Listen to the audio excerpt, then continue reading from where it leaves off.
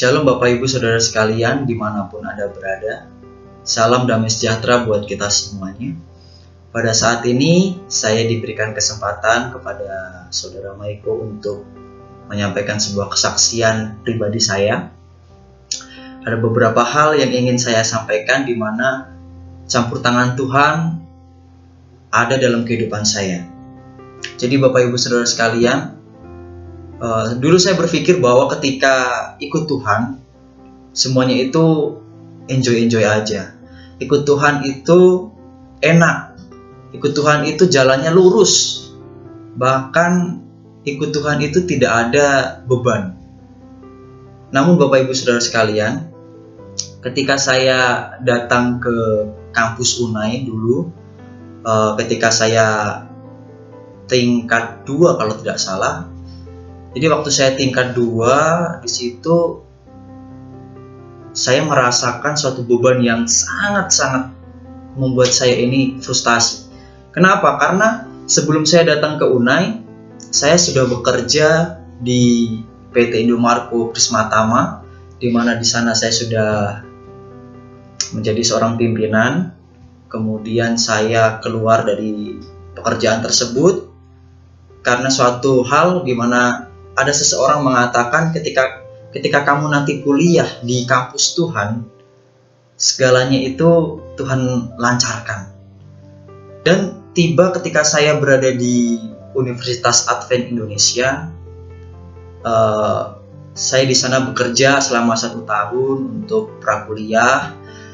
Lalu uangnya itu saya tabung untuk kuliah, dan memasuki tingkat yang kedua, keuangan saya ini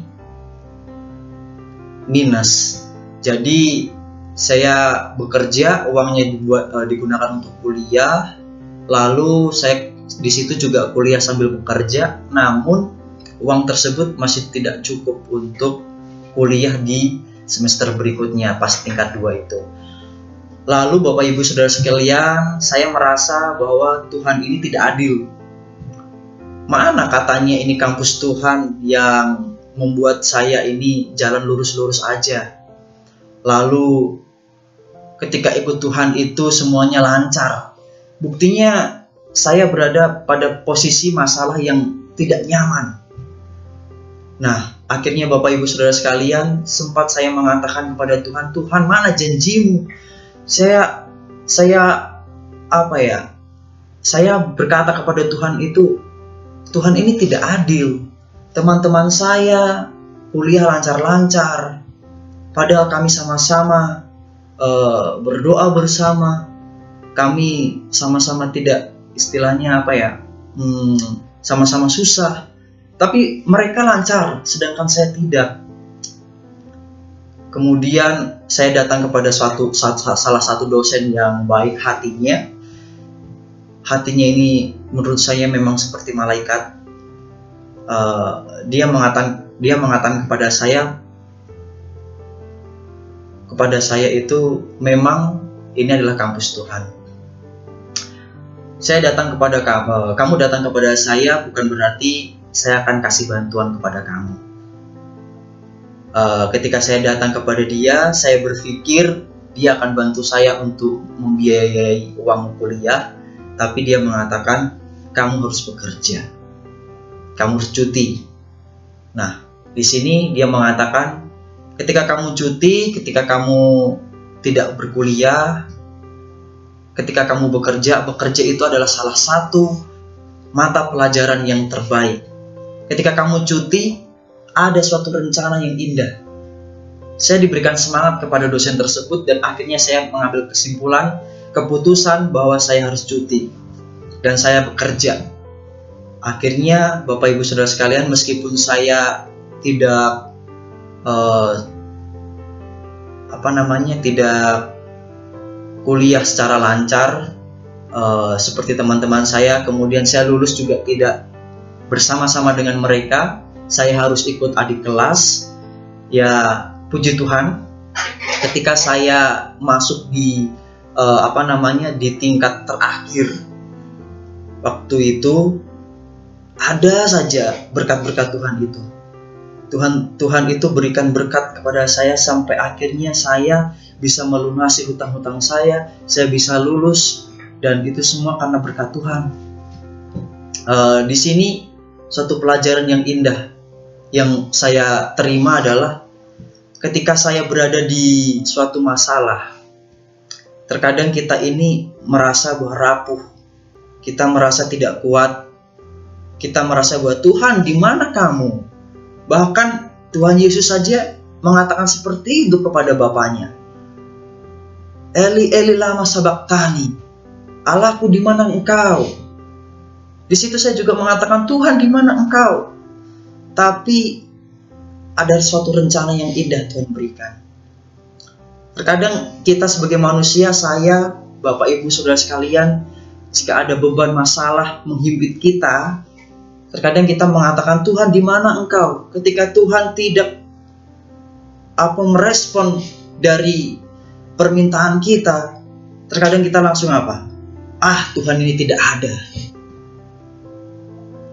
Ketika kita berpikir seperti itu, ketika saya berpikir seperti itu pada saat itu, iman saya turun. Lalu istilahnya, berarti ketika saya tidak percaya lagi dengan Tuhan, saya tidak percaya rencana Tuhan. Namun Bapak Ibu, ketika saya diberikan semangat kepada dosen tersebut, saya jadi memiliki semangat juga, saya bekerja dengan dia, lalu berkat-berkat Tuhan itu mengalir dalam hidup saya.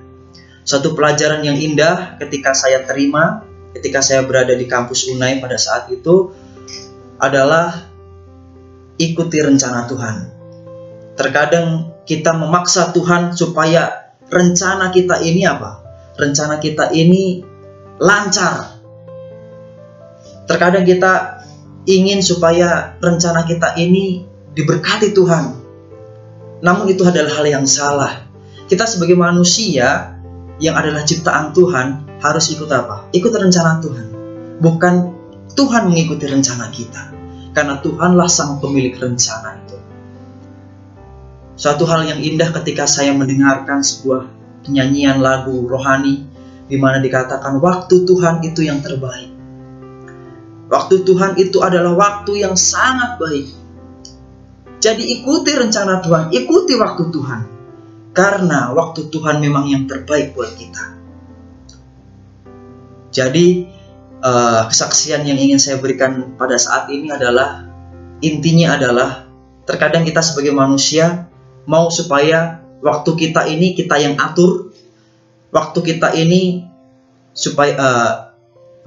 ini kita atur supaya sama seperti rencana kita, dan Tuhan memberkati itu. Tapi hal itu adalah hal yang salah.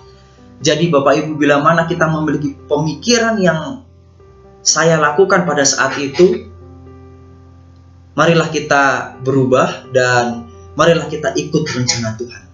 Karena rencana Tuhan itu adalah rencana yang terbaik. Dan rencana Tuhan itu adalah rencana yang terindah. Dan rencana Tuhan itu adalah rencana yang tepat pada waktunya. Kiranya kesaksian ini boleh memotivasi kita semuanya. Kiranya Tuhan memberkati kita, dan shalom untuk kita semuanya.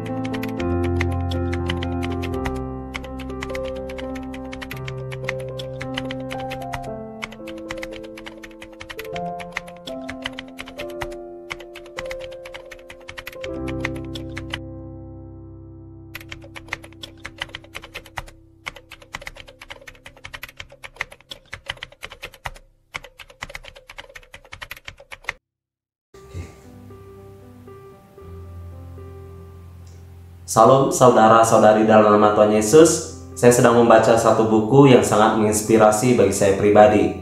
Buku ini Kehidupan Yesus. Dalam buku ini tak ada seorang pun, baik yang hidup ataupun yang sudah mati, yang memiliki dampak yang seperti Yesus alami selama di dunia ini. Ia adalah pusat dari sejarah manusia. Buku ini dibagi menjadi 4 bagian. Yesus datang ke dunia, Yesus di tengah banyak orang, penderitaan Kristus, dan Yesus membawa pengharapan. Mengapa Yesus begitu berpengaruh kepada berbagai generasi? Kenapa begitu banyak orang yang menjadi pengikutnya? Melalui buku ini Anda dapat mengetahui jawabannya. Dan buku ini juga dapat dibaca oleh anak-anak, selain hardcover juga full color. Dan tentunya saya yakin buku ini akan menginspirasi bagi Anda. Ada juga buku untuk pendalaman Alkitab dari Kejadian sampai Wahyu, buku untuk keluarga, buku untuk anak muda, dan berbagai macam buku kesehatan. Anda dapat mendapatkan semua buku ini dengan memesan melalui saya, melalui nomor yang tertera di bawah ini. Terima kasih, Tuhan memberkati.